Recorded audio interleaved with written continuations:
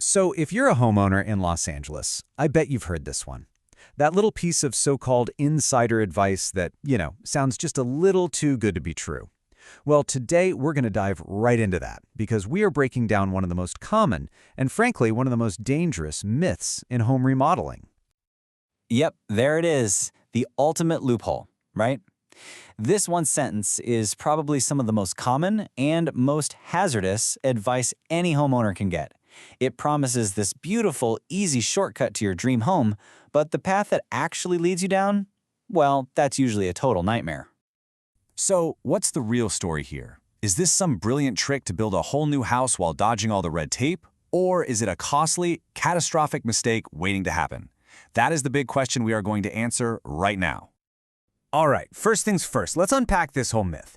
It's often whispered around like it's some kind of industry secret, promising you a way to basically build a brand new house but have it treated like a simple renovation.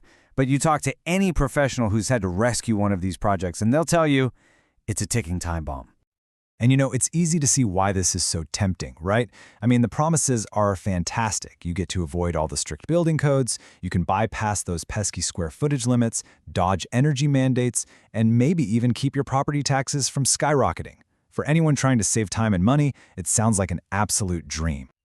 Okay, so let's just lay it all out on the table. Here's the myth versus the reality. The myth says that one magic wall transforms a new build into a simple remodel. But the reality? It's a completely false idea. It just doesn't work.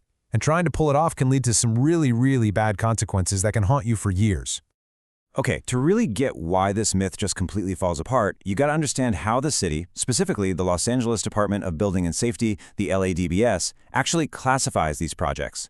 See, it's not about how many walls you leave standing. It's all about the scope of the work, and they break it down into two very different categories. So check this out. Here's the official breakdown. On one side, you've got a minor remodel. Think cosmetic stuff. But on the other, you have a major remodel. And that's defined as any work affecting more than 50% of the existing structure. That right there is the key. The second you cross that line, it's a whole new ballgame. And the entire structure, not just the new bits, has to be brought up to today's codes. 50%. Just burn that number into your brain. This isn't some fuzzy guideline. It is a hard and fast threshold. And it can be triggered by the project's cost, the square footage you're messing with, or the structural work you're doing. And let's be real, if you're only leaving one wall, you have sprinted past that 50% mark. Once you cross it, the rules change completely, and there is no going back. All right, so let's get into the nitty-gritty of why this so-called shortcut just crashes and burns when it meets the cold, hard reality of Los Angeles building regulations. And trust me, these rules are non-negotiable. One of the biggest promises of this myth is that you can just ignore square footage limits, like your floor area ratio, or FAR. Let's be absolutely crystal clear on this. That is categorically false. The city calculates the total size of your home. They do not care if you left one wall or three walls. If you're over your limit, you're in violation. End of story. And look, once your project gets tagged as a major remodel, this whole checklist of upgrades suddenly becomes non-negotiable. We're talking a complete electrical overhaul, new plumbing with low-flow fixtures, all the Title 24 energy stuff like insulation and better windows. And then there's the really crucial stuff like seismic retrofitting, new fire safety systems, even green building codes like EV chargers. You don't get to pick and choose. You have to do it all. And hey, what if you live in one of those beautiful hillside areas? The stakes get even higher. Those zones have whole extra layers of review for things like grading and height. That one wall trick isn't going to fool anyone. In fact, getting caught trying to fly under the radar there could easily add an extra 18 to 24 months of delays to your project. Okay, so we've covered the rules, but let's talk about the money, because that's a huge reason people fall for this, right? The irony is, this so-called shortcut almost always leads to much, much bigger bills down the road. First off, let's just bust the tax myth wide open. The county assessor's office is not fooled by a single wall. They reassess your property based on the new value you've actually created. So if you've basically built a new house, guess what? They're going to tax you on a new house.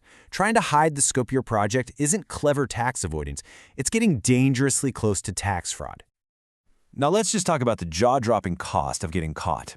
When that inspector slaps a stop work order on your project and you're forced to redraw plans, pay penalties, and deal with massive delays, the cost to fix that mess can easily be an extra $200,000, $300,000, or even more. That's way more than it would have cost to just do it the right way from the start. And it's not just about the money, not by a long shot. This path creates a whole world of hidden dangers and logistical headaches. This is where the consequences really hit home, affecting the safety and integrity of the very place you live. Just picture this for a second. The building inspector shows up, takes one look at your site with its brand new foundation and shiny new framing attached to one old wall, and they know exactly what's going on. First, bam, a stop work order.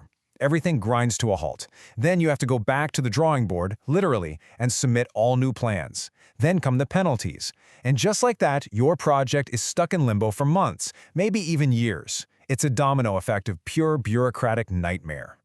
And believe me, the pain doesn't stop when the construction crew leaves. You're left with a structural mess, a Frankenstein's monster of old and new parts that don't work together, which is terrifying in earthquake country. You might find you can't even get proper insurance. Then, when you try to sell, title defects could kill the deal right then and there. And if you didn't disclose the illegal work, you could be looking at lawsuits years later. Okay, I know that was a lot of doom and gloom. So, what's the right way to do this? Well, it's actually pretty simple. It just requires a different mindset, one that moves away from shortcuts and towards being professional and proactive. Look, the right way starts way before anyone even picks up a hammer. It begins with a deep dive, a real analysis of the zoning and codes for your specific property. It means having your designers and builders working together as a single team. It's about working with the city, not trying to pull a fast one on them. And maybe most important of all, it's about being totally transparent with the process and the budget from day one. And when you put it side by side like this, the choice becomes, well, it's just crystal clear, isn't it? The shortcut path gives you hidden, uncontrolled costs, a timeline full of awful surprises, and a final result that's unsafe, illegal, and maybe even uninsurable. The right way? You get a transparent budget, a managed timeline, and a home that is safe, valuable, and 100% compliant. Because at the end of the day, this isn't really about concrete and building codes, is it? It's about something so much more important. Your home. It's your single biggest investment, sure, but it's also your family's sanctuary. And it absolutely deserves the respect of being designed, permitted, and built the right way. So I'll just leave you with this one question to think about. This whole one-wall myth, it promises a faster, cheaper path. But if that path ends up taking longer, costing a whole lot more, and putting your family at risk, is it really a shortcut at all?